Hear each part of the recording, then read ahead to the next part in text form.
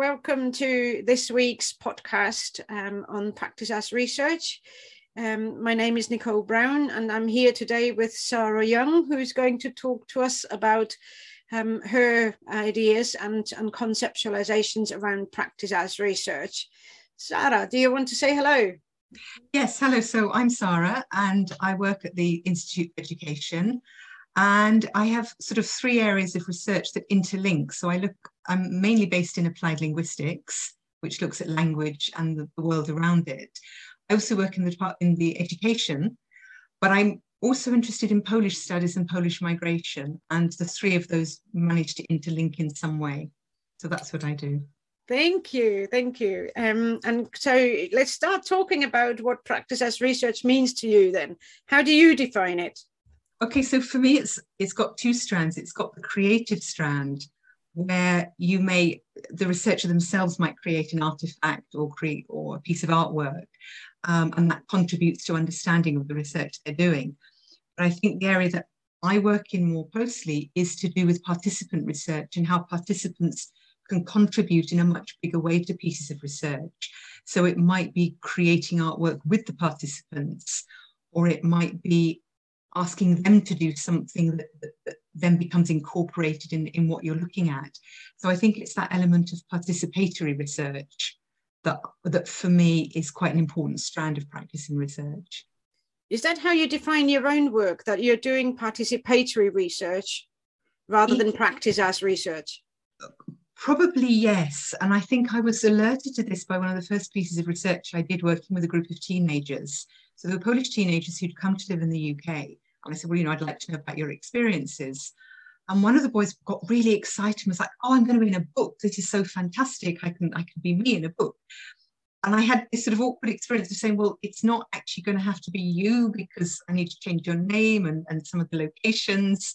And it's not quite a book. It's going to be a printed thing. And I suddenly thought, how much better would it have been to get them all involved in this, in creating some piece of either written work or artwork or published work that involved them in a greater extent. And I think that's what got me thinking about this. It's not always possible, but that would have enhanced the project I was doing with them. So I agree with what you're saying. I mean, the difficulty, I guess, is that when you're doing participatory work and when it's labeled as participatory research, there are particular kind of expectations of how that research plays out and what it looks like. Is that something that you are, now that you're kind of, more engaged within the practice as research framework, if you like, or you're starting to think about it? Is that how you are you reframing your own research practices? That's basically what I'm interested in. It's something I'm thinking about doing. I wouldn't say I jumped in there quite yet, because to me, I think one of the key things that then comes up is, as you touched on, participants' expectations and what do they think is coming out of this. And also something that I'm involved with sort of as another strand of the work I do is the ethical question of it. If you've got participants involved in your research, which is great, it's supposed to be anonymized, but if they don't want anonymity, does that put them at any risk that they're not aware of? Yes. And particularly sort of moving on from that, if you're working with people who are outside the system, it could be quite damaging to them. And so it's a very, very fine line between wanting that full involvement, but then as a researcher, feeling that you have to impose limits on that because of ethical issues that you perhaps understand more clearly than the person who's very enthusiastically getting involved. I agree. I mean, this is the one thing that I'm always kind of trying to pursue as well, is that actually ethics cannot be something that's just at the beginning of a research process. It has to be negotiated and it has to be relational. And it's got to go through the process, so it's got to be procedural as well, in that sense that you kind of negotiate the different stages where you are with your research. Can I just ask, does that mean, in terms of kind of your idea of practice as research or participatory research, is it that doing something is practice as research? Is that how we should be defining it? I think it's one of the definitions. I think it's such a great umbrella term, practice as research, that I think certain things sit underneath it. For people who work in more very broadly termed creative or artistic field, where you will get a piece of music or a piece of artwork, and it means one thing. For those of us who work in fields that don't always lead to those sorts of outcomes, I think one way of approaching it is how far do we involve participants or stakeholders? Yes. So, for example, I did a project last year on language schools, so Saturday schools during the pandemic and how they were dealing with it. And I was then asked to join an online discussion with complementary schools, Saturday school heads from different languages, and how they were dealing with it and what recommendations we could make to heads, to parents, to people who were just in the community who were interested. And to me, that was a very interesting exchange of ideas and counted as something towards the research. And the other thing, I mean, on a very practical level, is that you do a piece of research in a very traditional way and you send it off to be reviewed, and the whole process takes a whole year. You set up something with some stakeholders and it's a lot quicker to start discussing what you're doing. Now, I appreciate this peer review and I appreciate there's academic rigor, which perhaps we'll move on to. But what struck me is that the data collection for the project finished in November 2020. The academic papers are just undergoing review. Meanwhile, the stakeholder meeting was held sometime in the spring. Yes. And so I think practice in research allows you to get some of that research out there, even if it is as a preliminary stage, even with all the caveats of it needs peer review, it needs rigor, but it does allow for greater engagement at an earlier stage. And I think that's increasingly important. I really like what you're saying there, and I agree that there's kind of, like this is almost becoming an action research in itself, in that, you're coming up with some findings and straight away they're put into action, they're being implemented, and actually potentially by the time you've started writing your research journal, the situation is already a little bit different because certain things have already happened there in terms of the development of things. Exactly. So I think it's something that needs exploring, but again, it needs to be something that's underpinned with rigor, it needs to be underpinned ethically, and that's something that I think is important to consider going forward. So one of the questions that I've kind of got that I do want to ask people is, why do you do practice as research? Is that the reason why you're doing it? Because it's kind of quicker and it goes sort of, you can see some kind of outcome or result straight away? I think partly that, but that's not the main thing. I think it's that engagement with the people that it involves. So as I say, my work on one set of Saturday schools might really help other people who are working in other areas as well. And by that, I don't mean academics researching it. I mean the actual practitioners, the actual stakeholders. And to me, sometimes that gets lost in the research. We're very interested in publishing. We're very interested in having academic discussions, which are incredibly important and I enjoy being a part of.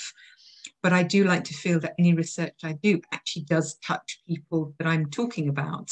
It's not some abstract thing out in the ether that no one's actually going to be involved with. So I think that's why I like it. It actually involves people. And what do you think? Probably sounds obvious. Yes, no, but I agree with you. But what do you feel are then the challenges of doing that kind of research as you getting engaged in practice as research? I think, as I said, one of the challenges is keeping that rigor. So you've got a piece of research that speaks to two different audiences and that sort of speaks to two different areas of interest. And I think it is managing participant expectations. You can't go in there and say, oh, I've just discovered this and I'd like to change the world and change everything with it. But at the same time, nor do I want to be someone who goes and hey, I haven't now all the answers because I've done this piece of research. So I think it's important to keep it as an exchange and to be aware of the limitations of it. It's great going into it going, okay, this will help people. This is a form of social activism. But what are the outcomes actually going to be? And I think managing participant expectation And again, I go back to that example of the teenager who thought he was going to have a book about him, and then just got, spiral bound, report that came out. I think it's important to go in there being quite open about what you can do and what you can't do with it. What we might like to do is a different matter, but I think being realistic with it is important. So one of the things that I'm wondering, as you're talking about, the quite sort of, how should I say, probably boundaried research projects, let's call it that. They are quite boundaried in that you're working with a particular group of stakeholders, a particular group of participants who are somehow attached to those stakeholders. So you've got kind of, quite a boundaried project there. How do you see the generalizability? Because obviously that's something that within the wording of academic journals, we're always talking about, how can we generalize from this particular research to the bigger society. So how do you feel about the generalizability from these kinds of boundaried projects that are practiced as research to wider issues? I think there are two things there. So firstly, it sounds as though it's very boundary-led, but if I'm talking about, for example, Saturday schools and the Polish community, which is what I deal with, that has implications for society, for how we view heritage language learning, how we view heritage language communities, migrant communities. So I think they do speak to much bigger picture, to much more bigger, sort of a much bigger perspective and a societal perspective.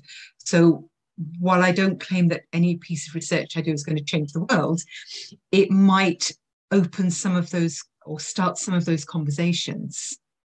The other thing is that a lot of the work I do is based on individuals and their individual experiences. Now, the argument is, well, you can't generalize from an individual. No, you can't. But my argument would be that perhaps we overgeneralize. So again, going back to discussions about migration, people are grouped together as a problem, as a societal issue, and we don't look at the individual, which means it's very difficult to relate to those group of people. Now, if we sort of work in a different way and think, well, let's look at the individual rather than trying to generalize, perhaps we can help to create a greater sense of empathy. Perhaps we can start challenging discourses about who these people are, whichever group we're talking about. And so while we're not generalizing, in a sense, we're looking inwards and getting that individual empathy, which hopefully then leads to a more open society. Perhaps that's a very lofty aim, but that's the way that I try and look at it. Because people are too generalized, particularly nowadays. And I think the way to break those barriers down is to look at the individual and say, actually, what does that person feel? What has that person experienced? Could you, as an individual, imagine yourself being that individual rather than that group of people? And I think that's where it becomes important. I mean, obviously, I'm playing devil's advocate here, because I'm totally with you on all of what you've said. My argument often is when people say to me, you can't generalize from the lived experience of one person or perhaps a group of 5 people to the wider, society or the wider, bigger picture. My argument is always, well, if I wanted to generalize in that way, I would have done a survey for 200 or 2,000 people. But that's not what is of interest to me. So I'm sticking with the lived experience of a few. Yeah, I mean, this is something I find quite interesting because I come from a background of studying English and comparative literature. So I'm very interested in narratives, in storytelling, how different people form their stories in different contexts. And while that's to do with sort of fiction, the stories that people create around themselves as individuals are not fictitious, but they are equally crafted. Yes. And so I'm very interested in how those stories are crafted and the factors that come into that crafting, and the language that's used to create those stories. Yeah, absolutely. And like you said, we all we all, as individuals, we all present ourselves in different ways, in different circumstances. I mean, I just need to think of myself as, you know, whether I'm a teacher or whether I'm a mum or whether I'm a wife or whether I'm a daughter, I'm behaving in different ways because, yeah, there's a different way of how you present your authority and your role and how you embody that. So totally, I agree with you. Can I just ask out of interest? I don't actually know that. So I'm going to ask, as you said, you're interested in narratives and the fiction writing and crafting. Do you also create those kinds of vignette writing or journal writing, fictitious writing, you know, kind of fiction writing, for example, or other creative writing parts to help you analyze data, for example? I don't use it myself, but in a sort of academic sense, I draw on a lot of literary theory to understand or to analyze narratives that I've recorded or that narratives I've sort of acquired from participants. I'm just asking because some people are obviously creating, you know, for example, poetry from transcripts or from research. And again, that's their kind of interpretation of practice as research. And I was just trying to kind of find out whether that's something that you have engaged with and tried out as well. So can I just ask, which body of literature in general do you use to help define and refine your own work? Is there anything in particular that you would recommend that you've found or find helpful to kind of, you know, like reframe what it is that you do? As I say, it's a bit unusual to come in using literary theory to look at real life narratives, but that's something I do quite a lot. As a sort of starting point, I think, well, what are people creating around themselves? I'm very fond of work of Mikhail Bakhtin because he was a linguist as well as a literary theorist and had a very interesting take on plurilingualism. And so that speaks to my work in applied linguistics. So I generally see my the data that I've collected in those terms, and then try and think about what linguistic theories it might sit with or what migration theories it might sit with. But I very often will take a literary theorist's approach first and then sort of work outwards from that. It doesn't work for everybody. And as I say, I think it's because of my training originally in literature. It's the way I see the world. It's the thing that shaped my academic perceptions of the world. And so to me, it's my sort of default setting. And that's great though. That's great though. So what are your plans then to developing your own research practice in the future? So what's the next kinds of, how do you envisage developing your particular approach of practice as research? I think, as I said before, it would be nice to get people more involved in writing their own things, assuming that we can cross the ethical bridges of that, and that there are obviously discussions to be had.